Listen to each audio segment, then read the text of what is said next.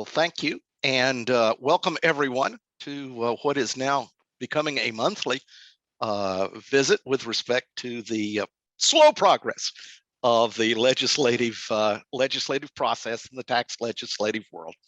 So we're going to try and bring you up to date with at least what the current rumors are. Jay has been, I think, going without sleep for the last several days, trying to keep track of what is being discussed on Capitol Hill. So with that, I'm going to turn it over to Jay and let him bring us up to speed. Thanks, Mel. There we go. That's slide 5, right? That's slide 5. All right. So before we start, let's just review what's going on originally. So the Democrats hold the majority in the House and Senate, and they want to pass 2 bills. The first bill is the infrastructure bill that passed the Senate back in August. That now awaits action in the House. The second bill is the quote unquote reconciliation bill that provides, well, they hope to provide benefits to families, elderly, the working poor, and it's paid for by tax increases on wealthier taxpayers and corporations. Now, they've been trying to pass both of these bills since at least August. To be honest, they've been trying to pass it before then. And so far, no luck. Before September came, this bill was actually moving forward, or these bills were actually moving forward. Like I said before, the Senate passed the infrastructure bill. It passed with bipartisan support, like major bipartisan support. 16 Republicans supported this bill. That is a huge win when people are trying to say, hey, let's do things in a bipartisan way. That was a huge win for that. They also, both the House and Senate, approved a budget that would allow for this tax and spending bill to go under protections called reconciliation, which means only a simple majority needs to support this bill for it to pass in the Senate. And the Senate has 50 Democrats, and with the help of Vice President Kamala Harris, they could get 51 votes for this bill, and so it can pass. And after that budget passed, they basically, the House got to work on it instantly. And they went through 13 committees, each dealing with their own separate thing of what this bill should be in it. And it got all the way up to the budget committee, where the budget committee put everything together from all the other committees and said, here we go. It is a $3.5 trillion bill. Let's pass this. Boom, nothing, gone. Now, one problem that happened there is that the 3.5 trillion could have been 4.7 trillion. And so they have a lot of cutting to do. So this is where we are with the hurdles. And we've been at these hurdles for 6 weeks. 6 weeks. They've been saying they want a top line number. That just blows my mind. Anyway, so what they're trying to do now is, for 6 weeks, been trying to reduce the $3.5 trillion bill, which is probably $4.7 trillion bill, to a $1.5 to $2 trillion bill. To do that and not upset every Democrat that needs to vote for this bill, they basically have to keep all of the provisions that are in the bill in the bill. So it would basically, you want a 10-year benefit for this thing? Well, it's going to be 3 years.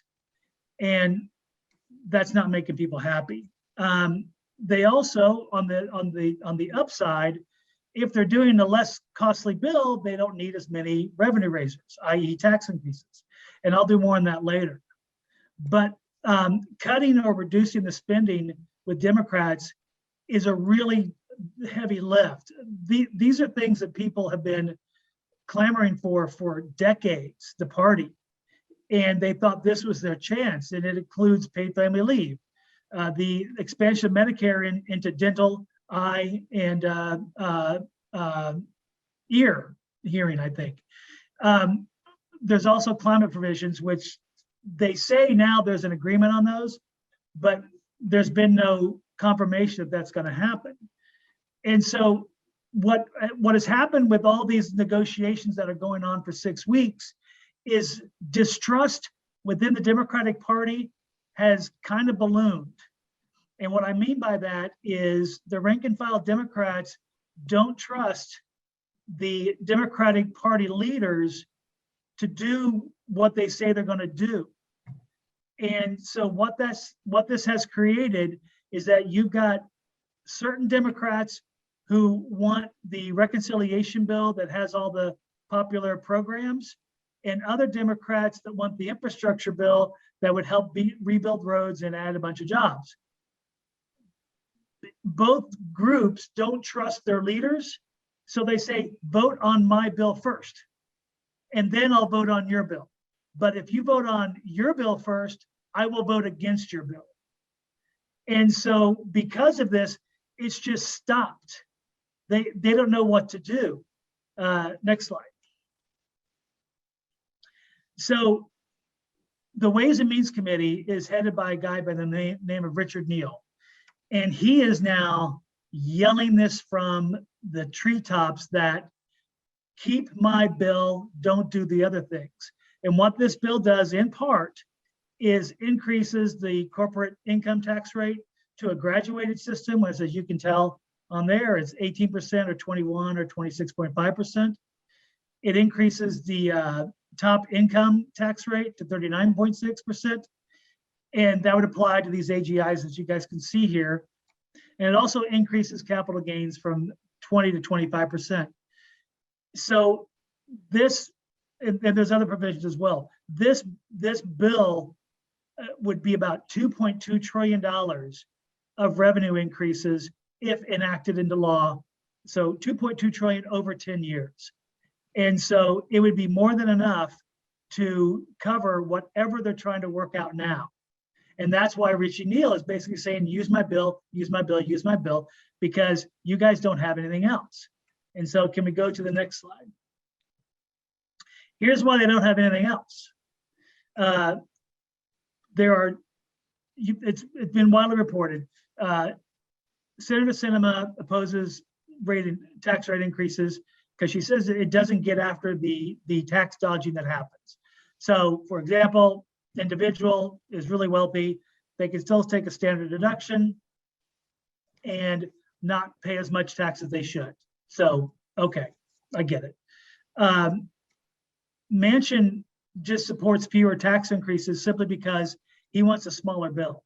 He wants a $1.5 trillion bill, and he hasn't moved from that whatsoever. And so that's kind of where they are right now is leadership has now said, okay, we'll go to 2 trillion, which is inflaming progressive Democrats. And Manchin is still saying, no, 1.5, that's the farthest I'm going to go. He wields a lot of power. He also is threatening, and he said this was BS, but it wasn't BS, that he was threatening to leave the Democratic Party. What the BS point was is that the reporting said he was going to go and become a Republican. That wasn't true. He was going to be an independent. And what he said to the Democratic caucus a few weeks ago was, if I'm making it hard for you guys to do your bill, I'll leave the party and become an independent, just like Bernie Sanders, and then you can blame the independents for this bill going down. It doesn't mean it passes. So what's your point?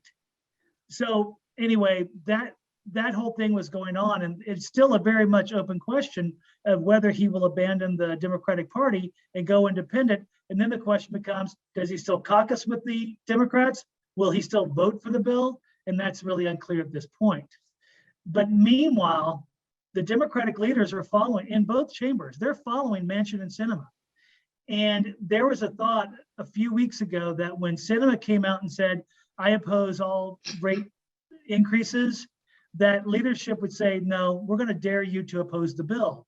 I was talking to staffers, and that threat was made to Sinema, and Sinema said, I will oppose the bill. She didn't back down.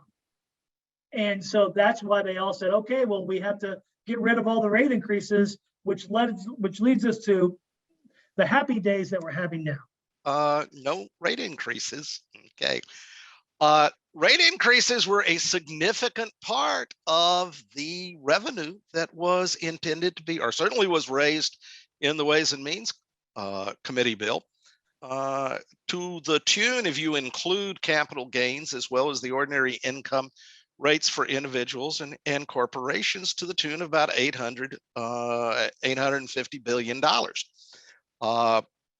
What you're going to do if you don't have that revenue? Well, for one thing, there is always the possibility, and I have to make very, very clear. I think Jay has alluded to this, but everything we're talking about today with regard to details, with regard to provisions that may be in and out, provisions that could be changed, everything at this point is to an extent up in the air. It's uncertain. We can talk about what's on the table. We can talk about what we know about the details. But as Jay has said, there is no bill right now. And so consequently, we cannot say with any kind of certainty exactly what is going to be here. Could a little bit of rate increase maybe slip back in? Possibly. Maybe just apply it at higher levels. When they say rate, when Sinema says rate, does she just mean the ordinary income, or does she refer to the capital gains rate increase as well? In any case, we're talking about serious money. And even if the legislation has shrunk down into the 1.5, 1.6, 1.7 trillion dollar range, there is still the possibility that we're going to need to be we're going to need to have something that substitutes in for this. Things that are being discussed are first of all, on the corporate side, a minimum tax which is based on worldwide book income. Now, you know, they tried a book income minimum tax back in 1986. By 1989, it had left the code, is not mourned by anyone who was involved in actually having to calculate it, but nonetheless is now potentially back on the table, and we'll go into the details of that in a few minutes. There is a discussion of tighter rules with regard to multinationals, either through a higher GILTI rate, or I think, Jay, you are beginning to hear now that rather than modify the GILTI rate, what we're now hearing is that they may go back to a different approach that had been suggested by the administration in the Green Book, that would give a different way of controlling the essentially the exportation, not just of business, but of entire companies, the inversion problem. Yeah, it would be like they're toying with the shield, according to rumors, and so they're trying to stop inversions, but shield pretty much stopped inversions. So what exactly you're going to do to shield that it did its job? So what exactly you're looking at? I think that they're toiling. They're trying to look at everything twice and all that. So it's like you said, Mel, it's up in the air. Right. There is some serious discussion about an excise tax on stock buybacks, focusing on that part of the corporate world. We don't know what the excise tax rate is likely to be. They seem to be talking about raising something in the neighborhood of $100 billion over 10 years through that. There does not, at least for the moment, appear to be any active discussion of changing any of the rules that relate to the way that a business normally calculates its taxable income. So despite the fact that the repeal of LIFO has shown up in virtually every tax proposal over the last 30 years, we are not seeing it in connection with this one. Over on the individual side, there is certainly continues to be talk about the millionaire's surtax, a 3% tax on modified adjusted gross income in excess of $5 million. Some discussion that $5 million might creep up so that it would only apply if you had modified adjusted gross income in excess of $10 million. Now, what is modified adjusted gross income? Well, every time that is used in the code, it seems to have a different definition. The definition this time is adjusted gross income from the 1040 plus, or take that back, reduced by any interest expense that is being claimed as an itemized deduction because it deals with investment properties. Carried interest, again, kind of like LIFO, is a regular appearance. And also, although it had, I think most of us felt that it had left the playing field and was not going to be under consideration, there is new interest with respect to a wealth tax. Okay, let's talk a little bit about what these proposals actually might mean. The one that is probably getting the most coverage right now is a proposal that has come out from Senators Warren, King, and Wyden, what they call their corporate profits minimum tax. And this is a book tax based minimum tax, would apply only to companies that report over $1 billion in profits. So this is not for the average company. It is focused entirely on the largest of the companies.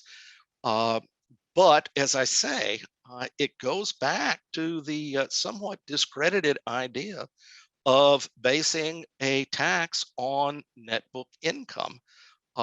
And net book income as reported on the applicable financial statement. And of course, that then raises the question of, fine, what's an applicable financial statement?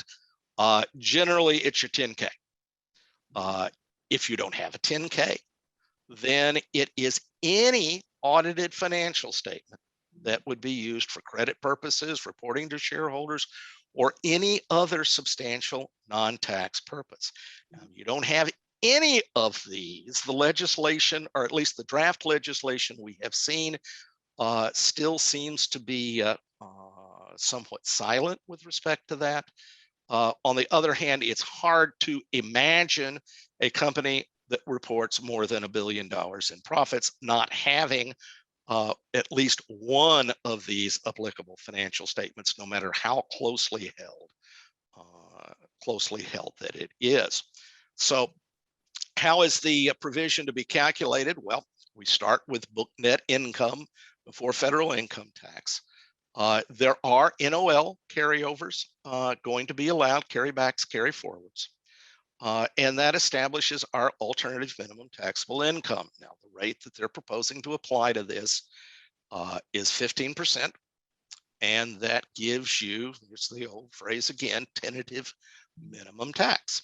And from tentative minimum tax, we can subtract federal income tax. We can take our business credits. No good definition yet of what constitutes a business credit. It seems to be more than just the general business credits, but is certainly would include things such as the research credit, which they've made a specific reference to. Also, to the extent that you have repatriated income and a foreign tax credit is being taken, you can reduce the, you can take that as a deduction against the tentative minimum tax. That leaves you, whatever is left over is this corporate profits minimum tax. And just to give a little bit of a sense of how this might play out, this is hypothetical ink. All these numbers are, let's just assume, times $1 million. And based on their 2020 K1, they reported a little over $23 billion in net income. Obviously, no NOL carryovers here. Multiply that by 15%. We've got a tentative minimum tax of $3.5 billion. Of that, they actually paid $1.8 billion to the feds. They indicated they had an amount of general business credits, primarily R&E credits.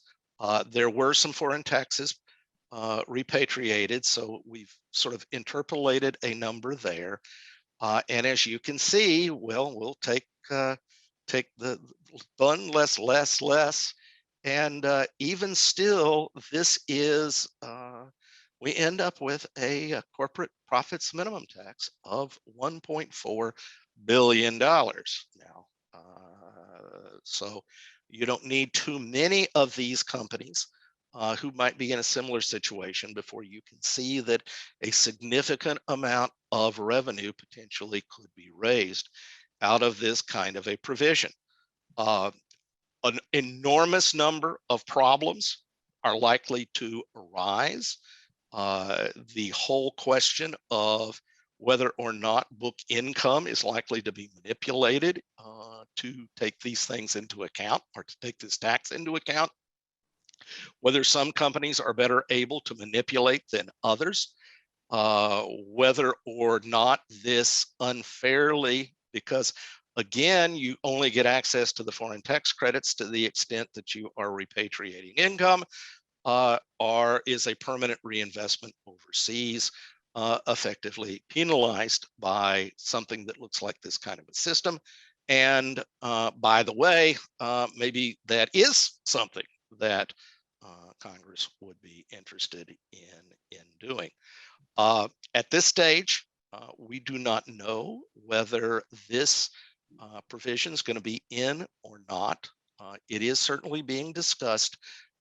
There are likely to be additional details added in, but we think that if this moves forward, this is a relatively good approximation of what this is going to look like. Now, we talked about this only applying to companies that report over $1 billion in profits.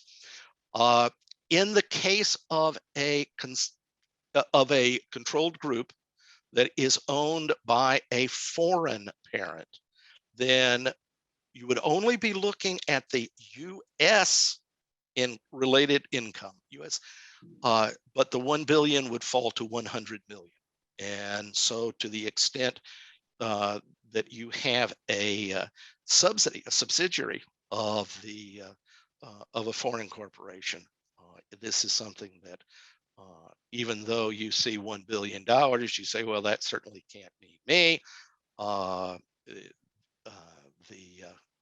The U.S. sub of the foreign corporation does have some potential additional exposure there. That's a part of some of the things that we're hearing. Jake, talk about a few more of these other things that we're hearing.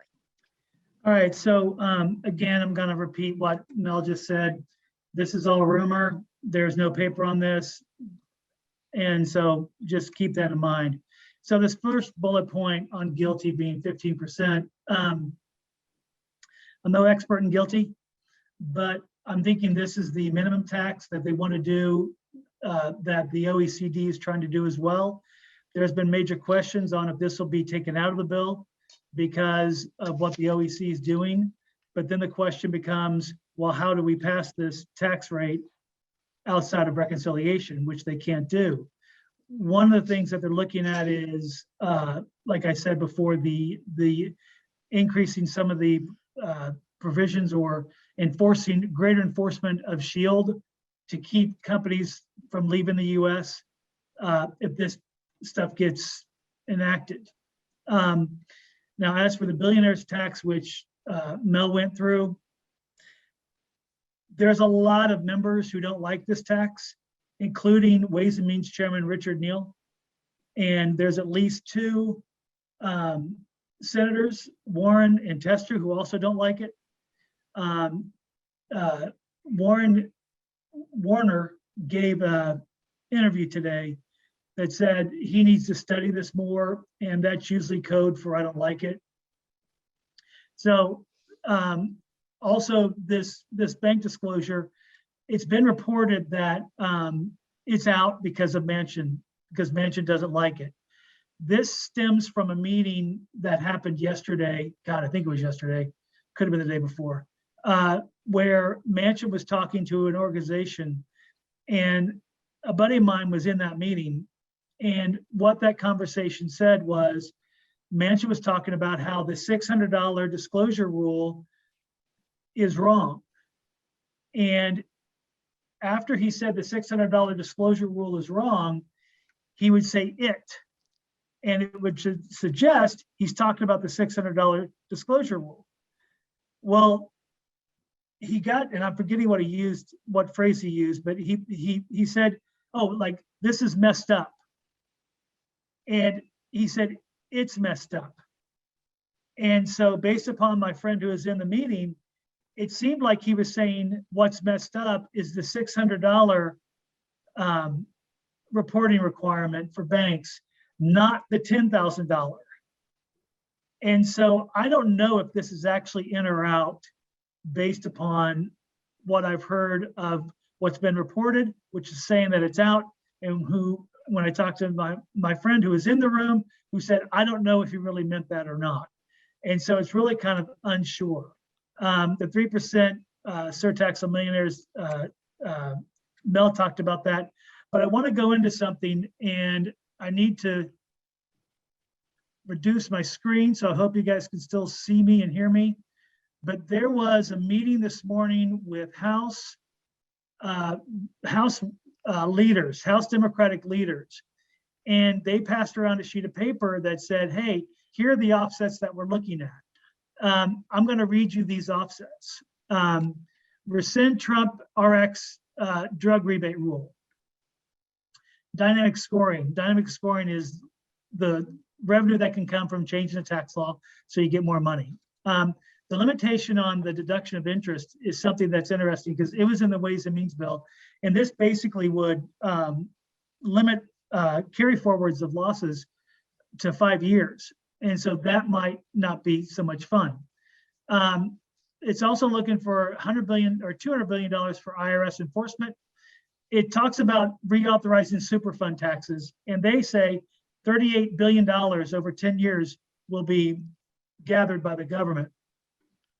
If that's the case, this might be something that oil might be included in as well. And so what's funny is that on this list, it scratches the bank reporting requirement at $10,000 threshold, which is interesting because that just, I don't know if that's really true or not. And so there are other things, the mark to market is in here that Mel talked about, and also the minimum tax, and also the addressing carried interest, but it says that it'll probably be cut from the bill.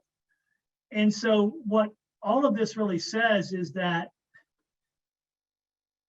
15 days into this, or I'm sorry, 6 weeks into this, they're still at the discussion stage of so much. And so it's just really kind of unclear. But Mel, I see you're on your slide, so I will back out and let you talk about it. All right, very good. Let's let me close this here. As we said, the billionaire's tax is at least to some extent listed. This is what they're referring to when they talk about mark to market for the for things. And let me scoot back here. At least as we currently understand the proposal, what this would say is individuals with over 100 million average, or excuse me, over $100 million in annual income. Not quite sure what annual income means, but let's just leave it at annual income, or $1 billion in assets would be covered. And so because the counting would begin in 2019, that'll give us a 3-year history when the proposal would be proposed to be effective beginning in 2022. And what it essentially does is it says, if you are one of these unfortunate individuals to be so wealthy, then your tradable securities are to be marked to market at the end of each year, and any increase recognized as a capital gain. Okay. And now understood, sometimes you win, sometimes you lose. Capital losses exist as well. Currently, certainly they would offset any current capital gains. And also there appears to be a provision that's being considered that would allow for a capital loss to be carried back for 3 years if in fact it was it turned out. And obviously, capital loss in this kind of a situation, if you had any sort of a market retreat, you may well be looking at overall capital losses for a year if what you're doing is you're basing this on a mark to market and a comparison of the end of the year value with the beginning of the year value. Now, that is the rule that generally would apply to tradable securities. For non-tradable assets, and this they are primarily focused on things like real estate, your yacht, things of that nature. They are not marked to market, but what is done is an interest charge is applied, and it is applied when the asset is ultimately disposed of. And that does not just mean a sale, that also would be by gift or bequest. So essentially it's saying, okay, yeah, no, you didn't have to pay while this was appreciating in value, but you have to pay us an interest charge for having deferred that tax. And here is the back door by which mark to market at death would be finding its way into the code based on this provision. Now, there are some transitional rules. Obviously, if you've owned the security for a long time, the first year is likely to show an enormous gain when it is marked to market. The legislation that has been offered right now would allow that payment to be made over 5 years. Also, a special provision was put in that would say that you may take up to $1 billion in tradable stock in one company and treat that as a non-tradable asset. And the goal here would be to allow majority ownership or significant ownership to be retained without forcing a general dumping of the stock to take place. Obviously, there are some serious economic concerns here as to whether or not you're going to significantly interfere with the market if something like this comes to pass.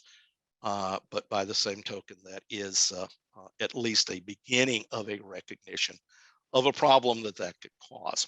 Now, okay, it's fine. It says, you know, I ain't got $1 billion. I don't have $100 million of income. I don't ever expect to have this. Do I need to worry about this at all?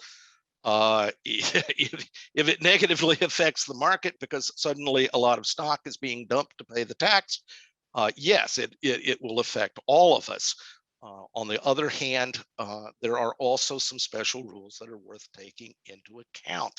A pass-through entity would be required to provide, they don't have to pay this tax themselves, but they've got to make sure that any 5% owner or an owner with an interest valued at least $50 million has the information that they might need to pay this tax and or to calculate the interest if it is a non-traded security. So that is an issue that may well come and bring in the discussion as it goes forward. Jay Mel, indicated. for a second? Yeah, you bet. All right, on the billionaire's tax, this is what's being said on K Street. It's a term called the camel's nose is under the tent. And what they mean by that is, first of all, the billionaires will be taxed on unrealized cap gains, but then it'll start moving down the line. And as everything does in tax law, it starts with the rich and then it moves to everybody else. And so there is worry that if this thing passes, at some point, someone with a 401k that has $3 million in it might suddenly get taxed on something like this. Not now, but once you open up the gate to tax unrealized gains, where do you stop? And so there's a lot of worry about this bill becoming law. And I think that's on both sides. Yep. On both sides. Unquestionably. And also, as was pointed out, this is the back door because of the rules that would apply with respect to the non-tradable investments, non-tradable assets. This is the back door to mark-to-market at death. And that is one that obviously has been subject to a significant debate. The feeling was that had been abandoned, but lo and behold, we see it arising back here. Now, again, we're talking about a proposal that's on the table, not necessarily one that is going to be a part of the legislation, although it does. It it is reported to have satisfied the itch. Oh, excuse me, of certain certain members who otherwise may be looking for a replacement for the tax rate itself. The tax rate, very easily understood on the evening news. Guilty and billionaires and other such details that we've gotten into are not so.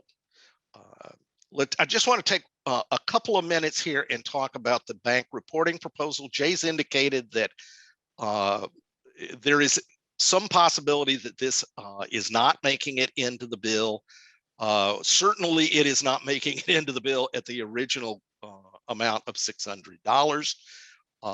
But at an amount of $10,000, it's potentially still on the table. Essentially, what it would say is if your bank must tell the IRS if you have $10,000 in deposits and withdrawals during the year. And the goal here, obviously, is for the IRS to be able to say, wow, this guy reported $7,000 of income this year, and he's got $10,000 moving in and out of his bank account. So maybe we ought to go check up on this and see if it's legitimate. Well, creates some obvious concerns there. It does seem to be that in calculating the $10,000, anything that's reported on a W-2, in other words, your salaries, would not count for the $10,000. Similar rule for government payments. We don't know the detail of how that would be implemented, but it appears that you would simply tell your bank that here's my W-2 amount. Maybe you show the bank your W-2 amount, and then they would reduce whatever your deposit and withdrawal amount for the year is by that. And if it then fell under $10,000, you would not be disclosed to the Internal Revenue Service. You probably would, if there's enough on your W-2, be subject to additional advertisements from the bank for various services. But that is not a tax issue, and it's somewhat outside of our thing. No real reason that other revenue sources that the IRS is already being reported to the IRS should not be included in this as well. You think of pensions, IRA distributions, things of that nature. Again, we don't have anything that looks like final language, so that could be it. But again, because after all, the president did promise that he was not going to raise taxes on anyone making less than $400,000 per year. The IRS would not be allowed to use this new information, should this be included, should the information become available, to target taxpayers making less than that amount for exam. Now, how they're going to know whether to target you or not without actually starting the exam is a good question, and one I do not have an answer to. But in any case, that is what is being put forward. So we've got these proposals. We've got a lot of proposals on the table. Some of them are good. Many of them are very difficult. There's some new things, some things that we've not talked about here that are still. The reason, though, that we're talking about these tax increases, these tax provisions, is because they're intended to offset the cost of things that the rank and file Democrats are looking to include in the legislation. And that's, I'm going to turn things back to Jay for a review of that. All right, can you go back up one Of course. slide? And there you go. So, and I want to say one thing about the bank reporting provision. I was in a meeting with the Treasury official yesterday. The official contradicted herself. Instead of, she said at different times that the bank reporting provision will be about the transactions, the outgo and the income over 10,000. And then she also said that it would be accounts that have 10,000. And so the person monitoring the meeting did not address that, but she made a case for both. So I'm not really sure which one it is. The assumption was it's on outgo and income transactions over 10,000. But she raised the point of a person with $1 million could basically split that into $500,000 each and have two accounts. It wouldn't have to abide by the rules. Well, if that's the case, then it's not about transactions, it's about how much is in the account. So that's to be decided, and maybe not, because maybe it's not even in the bill. So anyway, back to what the focus is for Democratic leaders. The House leadership wants a vote on the infrastructure bill that passed the Senate in August today. This was the day they were supposed to vote on that bill. They were also going to vote on a framework. And what I mean by framework is an outline of what the budget reconciliation bill would include. So that infrastructure bill was supposed to be voted on and passed today and go to the White House to be signed into law by Biden. And then it's done. And Biden's got to win. And he can leave and go off to wherever he's going and say, hey, look, it's infrastructure week for real in the US, yes. And then the reconciliation framework would go to the Senate to be worked out as well. And according to House leaders, this thing has been what's called pre-conferenced, which means that everything in the House bill has been approved by the Senate. So therefore, there's no changes, and they pass it. And then they start working from the framework that's been agreed upon by both chambers to go work on the actual budget reconciliation bill and move that forward as soon as possible so they can move on with their lives. And so far, there is no sign that the infrastructure bill is going to be even voted on today. Mel, if you're there, can you go to the next slide? So thank you.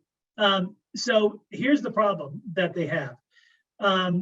Rank and file Democrats are really upset that their provisions are being cut for whatever reason.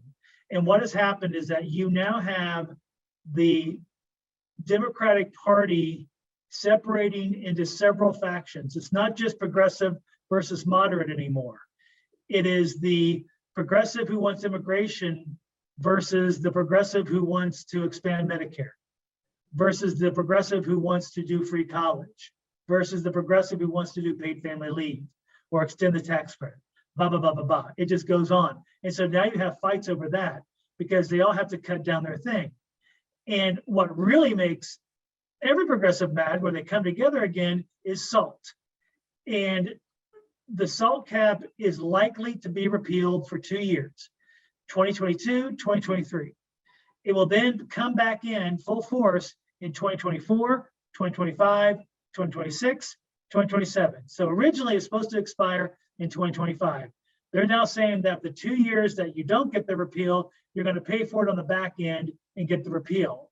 So exactly what's the benefit here? You're either going to pay it on Tuesday or you're going to pay it on Saturday. So what's the point? You're still paying it. And the idea, money, value of money, I get it. I totally get it. But in taxes, people don't like paying taxes. And this feels like a bait and switch to the people that I'm talking with, and they don't like it at all. And so I don't know exactly what's going to happen, but it might be offered to them as this or nothing. And if that's the case, then they're going to say, I'll take this. Now, as for taxing the rich and corporations, this has been the huge sign for every progressive Democrat to have since progressive Democrats have been in existence. They are truly upset that, Mel, can you go back? There you go. They are truly upset that the rich are not going to have that the rate of 39.6%, that corporations are not going to have a tax increase. They are beside themselves that this might happen. And the argument that's now coming forward is we didn't win. Even if we get a smaller bill, it wasn't a win because we aren't able to hit or tax the rich and the corporations like we wanted to. And the thing that's being thrown in their face by the right, to be honest, is that they're saying, hey, the Trump tax cut lives today. And you guys didn't kill it, and you guys wanted to kill it, and you couldn't kill it. And it's just inflaming everything. And they're getting madder and madder and madder to the point to where they could crash this thing rather than go with just a smaller bill. All right, can you move forward, Bill? So this is where it's going to become interesting. The reconciliation bill has come all the way to the point of going to the House Rules Committee. And the House Rules Committee is the committee that has a hearing on the bill and creates the rules for it to go to the House floor and be voted on. The bill that's presented before the House Rules Committee will either be a finalized bill with everything in it that's supposed to be in it, or will be the bill that we all know, the $3.5 trillion bill, and it's going to have tens of thousands of amendments that are going to be like, oh, but then we're going to change on the floor to do this, to do that, to do this, to do that. And so what the House rules might clear is either a finalized bill or a bill with a bunch of amendments. And one reason for that is leadership wants to put it on the floor and say, look, our caucus supported this. This is an entire caucus supporting these amendments to this bill because Senate, listen to us. We are really into this bill. We really like you, Bill. We don't want you to change. Don't go changing, Bill. And the Senate is going to be like, whatever, we're changing it anyway. So this is a whole messaging strategy specifically aimed at the Senate. And the problem that they're having with this whole thing is that, well, hang on a second. Go to the next slide. No, I'm sorry. Okay, so here's the issue that has really stopped a lot of things. The House is going to vote on a framework, like I said before. That is no longer really kind of in the cards because Representative Jayapal has said, I will not vote for a framework. And she is a part of she leads the House Progressive Caucus. And it has 95 members in it. And she said, I will not support a framework. I want the entire bill. If they have to go with what she says, and what she says, like, if you put up the framework, I'll vote no, and then I'll vote no for the infrastructure bill, and then it's all dead, so nah. And if they keep with that, The infrastructure bill and a finalized reconciliation bill, which means that it has to be finalized before the Rules Committee, will happen in November at the earliest. And then after everything passes, the Senate has to still pass the reconciliation bill, which could be changed. So what's to keep the House progressive from saying, no, we're not voting on infrastructure until the Senate approves the reconciliation bill, which will take even more time. And so this could go into December. And so right now where we are is that everything is fluid. We don't know exactly when the infrastructure bill will be voted on. We don't even know what's going to be in the reconciliation bill. But whenever things happen, it will happen in the blink of an eye. It will just be in an afternoon that everything passes. And then it's going to be too late, because basically once this thing leaves rules, they don't want to spend any more time debating any of these measures because it's been too long in the making anyway. So that's it for me. That pretty much sums up the situation. It is very fluid. It could move forward. It will move forward quickly when it moves, but it might not move at all, or it might move quickly and immediately sink to the bottom of the ocean. So it is. I fear that all that Jay and I can say is stay tuned.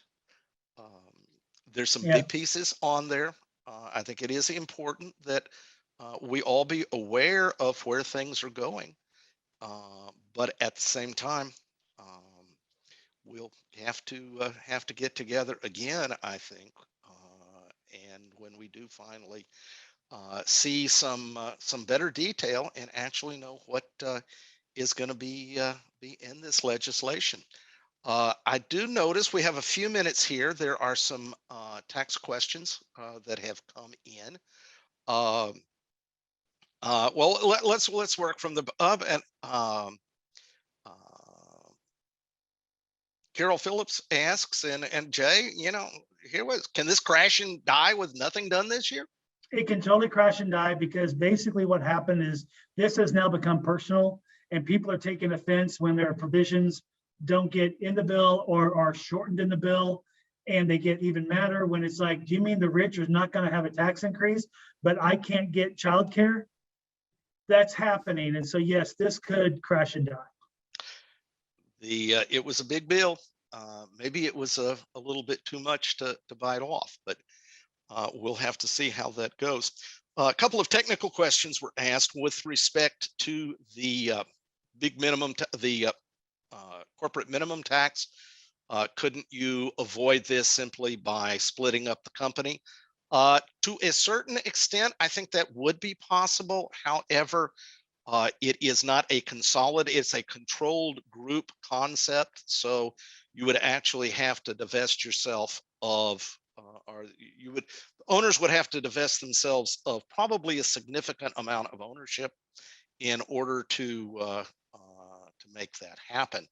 The bank reporting proposal is the 10K in deposits are a per transaction or total for the year. My understanding is, and keep in mind, this is one of those provisions that may or may not be in here, is that the 10K in deposits is intended to be the total transactions for the year.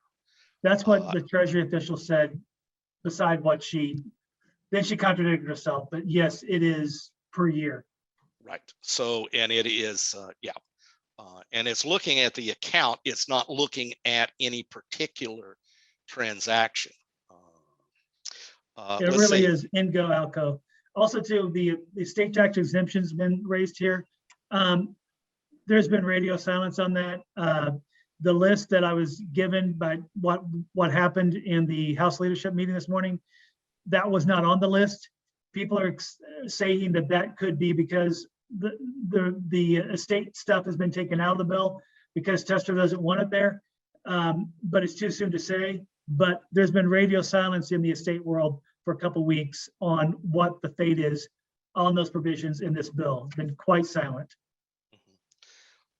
With respect to the capital gains provision we did mention. I guess Cinema has not specifically said that capital gains is included in the rate increases that she would vote against the bill were they to be there. Although I think a number of people have assumed that that's the case. Certainly, the effective date, the transaction effective date that was included in the Ways and Means bill, the 9/15/21 effective date, I think that one, even if we see an increase in the capital gains rate, I think the general consensus is that that effective date is no longer in play, and that if we see a change with respect to capital gains, it's likely, or it would be expected, that we would get a new effective date. Now, that new effective date might not be, for instance, 12/31. Jay referred to a situation when significant changes might be put on the table as part of the process in the House Rules Committee. That could be a potential date. Again, I think at this point, we're still very unclear as to whether the 25% tax rate continues to be on the table at all. But certainly, I think that if it is included, it's highly unlikely that they will go back to September 15th. Again, let's see that. Are there other provisions that are likely to be retroactive? I'm not hearing any, Jay. Most, even some fairly, some ones that seem to invite transactions in anticipating, generally are still scheduled to take effect 1/1/22. Are you hearing anything different on that? No, the only thing that would be different is if it moved the market, and that's why the cap gains was done the way it was done. But no, they don't want to do retroactive, according to Mark Mazur, who used to be the Treasury's tax person. He was the interim guy. He said they're not looking at that because it makes things confusing. It also is harder to enforce, because then people have to make up something that they paid the tax on, they have to pay more of it. They don't want to do that kind of thing. So he said it would only happen if it was market moving, and that was the cap gains thing that went down with the Ways and Means bill. But no, I'm not expecting that. Based upon what Mark Mazur told me, I'm not expecting retroactive to happen. Quick item, and then we're going to turn everybody loose. Odds on ERC and FFCRA extensions. I think the very low would be the term that I would make. Also, the question of, now that we are in Q4, does the elimination of the ERC, the employee retention credit, for the Q4 of 2021 that's included in the infrastructure bill, what are the prospects for that? I think the general feeling is that there's either the infrastructure bill is going to fail entirely, or it's going to pass in its current form. Yes. Now, it's possible that Q4 could be restored as part of the reconciliation bill, but at this stage, it's not something that I would necessarily be counting on. Yeah, they don't want to touch that bill at all, because they've had enough troubles of their own. And this is a really good point. Like, what do you do with the ERC? What do you do? We're here. What's going on? Because this bill was supposed to have passed at the latest was September 27th. Obviously, it didn't pass. And so they thought this would all be done before the Q4, granted 3 days before the Q4. But they thought that this would all be worked out, that House leaders really didn't think that progressives were going to stick this hard to what they said, and that they thought they could roll them, and they offered them money, and it didn't work, which is like kind of mind-blowing, because it usually works, and it didn't. And so these guys are now kind of running the show, and they just thought, oh, we'll get this done. We're going to roll the progressives, because progressives always roll, and they didn't. And one of the big reasons why is because with the moratorium on evictions, that they actually fought for and beat back and basically got some sort of extension on that. I don't know the details, but that gave them the courage to stand boldly and fight like they are now. And it's crazy. Usually these guys, I mean, I've been here 20 years. Progressives always roll, always, not now. So we'll see what happens. They're new days. And with that, I'm going to turn things back to Allie. Thank you all for joining us. We look forward to either having a postmortem if this whole thing collapses, or a session when we actually have legislative bill to talk through the details with you.